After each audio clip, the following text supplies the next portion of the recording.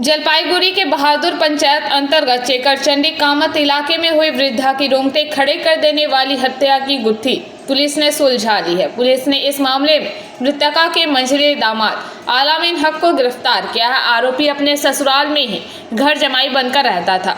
Police आरोपी की पत्नी हसीना बीवी से भी कड़ी पूछताछ कर रही है। बीते शनिवार को 73 वर्षीय वृद्धा समीजा खातून का बिना सिर वाला धर उनके घर के पीछे से बरामद हुआ था। घटना के बाद से ही आरोपी आलामीन हक फरार था। जलपाईगुड़ी पुलिस ने तकनीकी सर्विलांस की मदद से उसे सिलीगुड़ी के भरतनगर इलाके से हिरासत में लिया और पूछताछ के बाद गिरफ्तार कर लिया। अतिरिक्त पुलिस अधीक्षक शोभनिक मुखोपाध्याय ने प्रेस कॉन्फ्रेंस में बताया, आरोपी ने अपना जुर्म कबूल कर लिया है। हम इस बात की जांच कर रहे हैं कि इस जघन्य हत्याकांड के पीछे संपत्ति का विवाद था या फिर कोई काला जादू का मामला। আপনারা জানেন যে গত শনিবার একটা ভয়ঙ্কর খবরে জলপাইগুড়ি প্রায় কেঁপে ওঠে। 22টা মানে সকাল 10:45 একটা খবর আসে বাহাদুরের যে চয়চণ্ডী কামাত ভিলেজ, সেখানে একজন মহিলার নাম হচ্ছে সামিজা খাতুন, 73 বছর বয়স।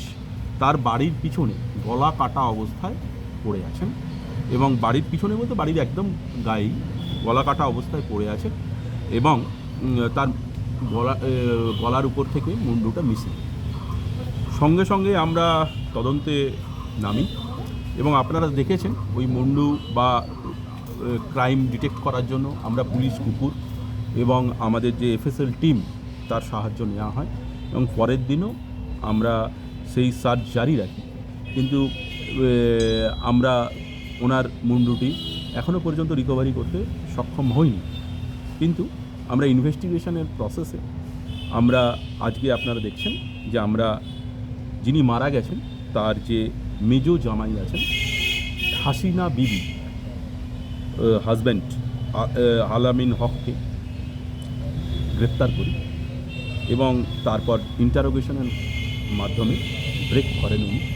উনি ব্যাপারটাকে স্বীকার করেন যে কোনো কারণবশত উনি তার শাশুড়িকে গলা কেটে হত্যা করেছেন এবং উনি আমাদেরকে তদন্তের খাতিরে বলছি না, উনি তার মাথা এবং হত্যার যে আমাদের অস্ত্রটি আছে কোথায় রেখেছেন সেটা তদন্ত চলছে, তদন্তের মাধ্যমে বেরিয়ে আসে।